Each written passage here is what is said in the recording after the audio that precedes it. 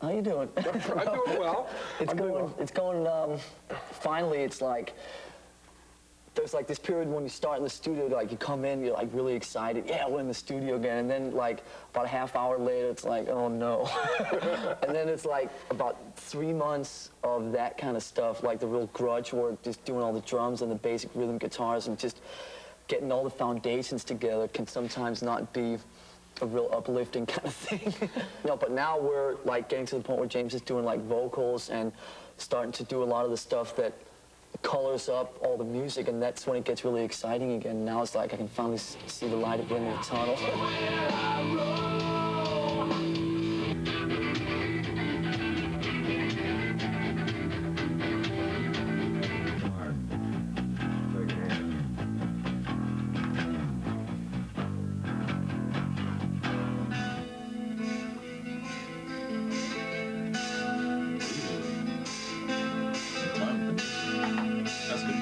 North Hollywood, like, does that add something to music or what? It takes away from it. Does it really? No, I mean, it's just like we just never wanted to do a record at home in San Francisco, and the earlier, like, Lightning and Puppets were made overseas because of, like, financial reasons and stuff like that. But the Justice album, we thought we'd, you know, make that closer to home. Then, like I said, we didn't really want to be in San Francisco, but LA, you know, an hour away, you can go home, and there's just, you know, it's cool in LA because there's like, when you're in the studio, you want to be able to, at least we do, we want to be able to sort of be able to get away from it. Right, right. And there's a lot of places you can go get away from recording in LA. You like the area? No. No? It's too easy to have fun here. Really? You know what I mean? Have you been having fun? Oh, yeah. Yeah? Well, most of the fun I've had is when some of my buddies come down from up north, so, you know, I just try and keep it to a minimum. Right on. A few beverages on the weekend. I get this feeling that, as far as this record goes, you are here a lot. You I'm here Lars, all the time. Me and James are basically here all the time. That's the way it's always been. Kirk and Jason just kind of stay at home and come in when they do their parts. But I'm here all the time. Probably more than anybody wants me to be. Go home! Well, you took a different approach to putting this record together. I mean, when I was reading about you guys would make these riff tapes and stuff and pass them around the band. Now you're writing songs in a different way, is that right? Yeah, I think actually the initial part of the songwriting is pretty much the same. You know, everybody has their tapes, you know, with the bits and pieces from the last couple of years, and you know, we just sit there, and me and James sit and shift through it, you know, for a couple of days and whatever, and just take the best pieces and kind of make it into songs. Nothing is real but pain now. Oh, my breath is I wish you were dead. Oh, please, God, wait there.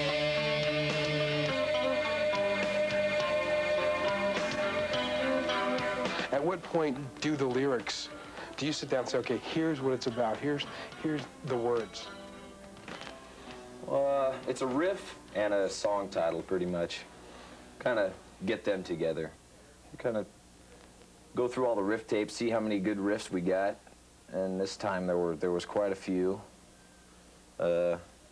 Especially since we were doing the more simpler tunes. Like one of the songs is like 2 riffs in the whole song. There's different singing over it, which is pretty cool. So we, you know, had a lot more material, and it's basically a riff and a song title, and we kind of find out how we want the lyrics to kind of fit in with how the music's going to go, if it's going to be a crusher or, you know, a nice little song. Or The difference this time is that instead of taking, you know, like 5 riffs and cramming them all into one song, now most of the songs only really have like 1 or 2 riffs in it, so it's a little more, just kind of sticks more to one thing. We always try to write short songs, it seems like, but we actually did it this time. The Ride the Lightning album to Master Puppets to Injustice for All were all different albums from each other, but kind of in the same direction. And I think this album just kind of took like a sharp turn, and it's just, like I said, we wanted to for a couple of years to do something a bit different, but it just seemed like last time we kind of just got stuck in the same rut again, and this time we really did make the songs a bit shorter and a bit more compact and a bit sort of just more to the point. It just, I don't know, I think, at least for me, sometime in the middle of the last tour, it just got really boring live playing some of these like 10-minute songs that were so progressive that you always had to sit there and like think about you know, okay, this great big drum roll's coming up, or, you know, this tempo change or whatever. It just, I found that, you know, the stuff that I was more into playing live was some of the simpler stuff that was more kind of groove, you know, some of the stuff like Seek and Destroy or For Whom the Bell Tolls or that kind of stuff from our earlier albums. And it just seemed like to get back to that kind of thing now would be pretty cool. We're standing the scene tonight. We're looking for you to start up a fight. There's an evil feeling in our brain. And I'm being, you know what time is to say. Running our way, hiding. You will pay, hiding. What doesn't test? Running our way, hiding. You will pay, hiding. And nothing else. So take, let's see you destroy. Come on, today. How'd you guys get to work with Bob? Bob, he forced himself upon us. No, actually, we've not really been too happy with any of the mixes on the last 3 albums, and we were sitting there when we started writing the songs last summer, you know, who should we get to mix this record? Because we thought, you know, we'd made the last 3 albums with Fleming Rasmussen, and we didn't see any reason why we shouldn't make this one with him.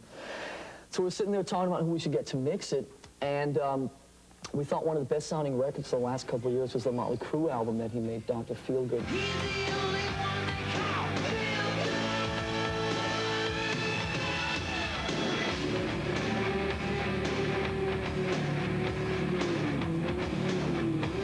It seemed that he had the ability to make like the best Motley Crue album, and the Bon Jovi album that he was involved with was like the best Bon Jovi album. It's like he seemed to be able to just make, you know, bring out the best in whatever bands he was working with.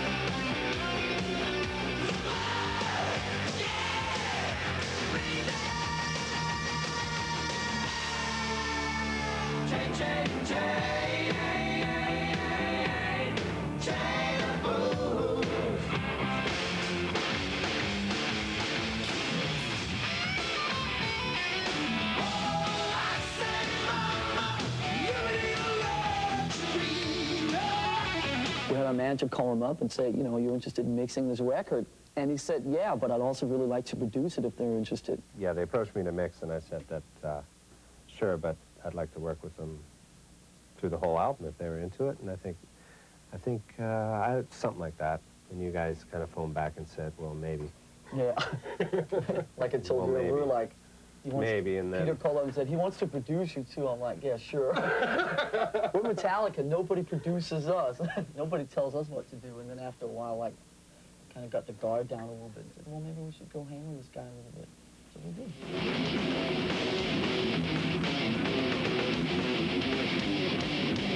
Me and James flew up and talked to him up in Vancouver, and we sat there and told him what we didn't like about our last couple of records, and he sat there, and it was really incredible because he had been and seen us play live at the, is it called the PME up here? Yeah, and he like knew all about our records and stuff like that, which was really cool. So he sat there and said what he thought about how we were live and how we really didn't get that across on record and stuff like that. And it was like, we were just sitting there telling each other the same thing, and it's like, well, maybe this really could work.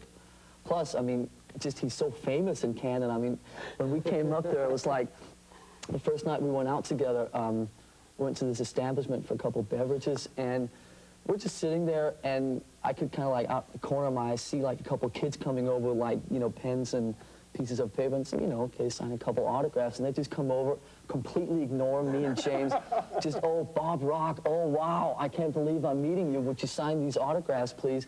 And then when Bob had signed the autographs, they just turned around and left. And it was like, me and James didn't even exist. Me and James sat there and looked at each other like, what? It's like, this guy's really famous up here, maybe we should hang with him, you know?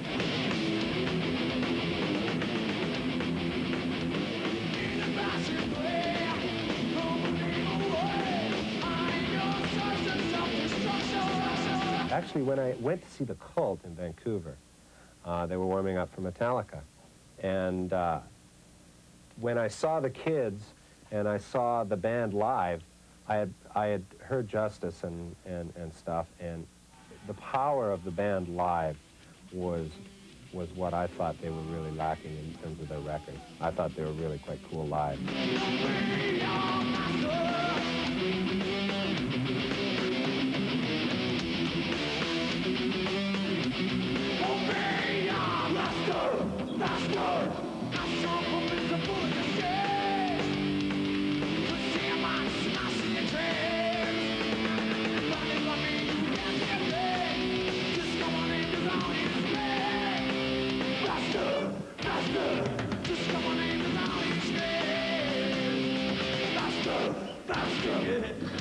You know, one of the things we wanted to get away from, which is one of the first things we told Bob, is we wanted the albums to be a little livelier. You know, I think our last couple of records have been really kind of sterile and really, they've been so tight and so perfect and so just on and right that I think it lost a little bit of the kind of attitude along the way.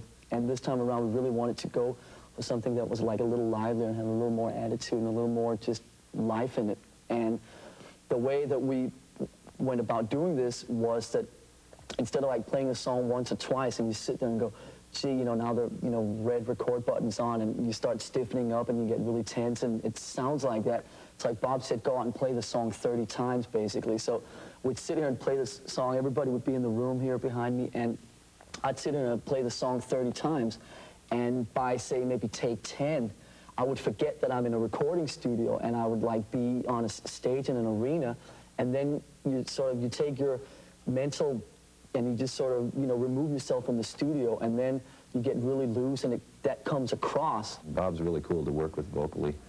I've never really, before it's always, I've doubled all my vocals, so didn't really have room to kind of, you know, just go nuts on this part or, you know, because I'd always have to double it and it'd have to be precise. So this time we're going for more of a raw kind of, I'll just go 6 different tracks, 6 different passes, you know, get nuttier here, he'll, you know, go up here, try this part, and it's really easy and nice. It's so like how almost... how do you like this off-the-floor kind of recording? Cool. Yeah? I'd love it. It's almost fun. Something wrong, something like heavy thoughts tonight, and the honest way. Excellent. Need to breathe. Yeah, it's better when you don't breathe.